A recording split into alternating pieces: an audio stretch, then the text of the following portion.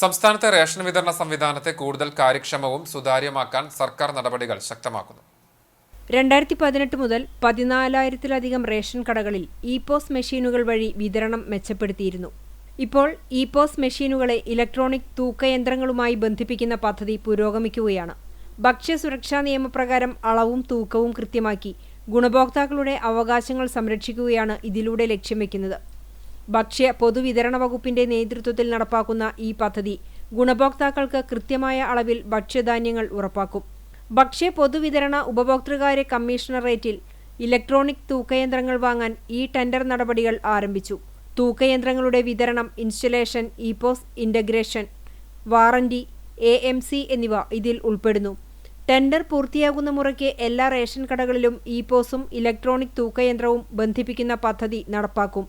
Bluetooth അല്ലെങ്കിൽ USB വഴി തൂക്കയന്ത്രത്തിൽ നിന്നും ഡാറ്റ ഓട്ടോമാറ്റിക്കായി ഇ-പോസിലേക്ക് ട്രാൻസ്ഫർ ചെയ്യുന്ന സംവിധാനമാണ് പരിഗണിക്കുന്നത്. കൃത്യമായ തൂക്കം ലഭിച്ചാൽ മാത്രം ബില്ലിംഗ് സാധ്യമാകുന്ന സോഫ്റ്റ്വെയർ ക്രമീകരണവും നിലവിൽ വരും. 2019 തന്നെ തിരുവനന്തപുരം ജില്ലയിലെ 10 റേഷൻ കടകളിൽ നടപ്പിലാക്കിയ പൈലറ്റ് പദ്ധതി വിജയമായിരുന്നു. പൊതുവിതരണ സംവിധാനത്തിന്റെ കാര്യക്ഷമതയിലും മികവിലും കേരളം ഇന്ത്യയിലെ മറ്റ് സംസ്ഥാനങ്ങളെക്കാൾ ഏറെ മുന്നിലാണ്. ഈ പദ്ധതിയും മറ്റ് സംസ്ഥാനങ്ങൾക്ക് മികച്ച മാതൃകയാകുമെന്നാണ് സർക്കാർ കരുതുന്നത്.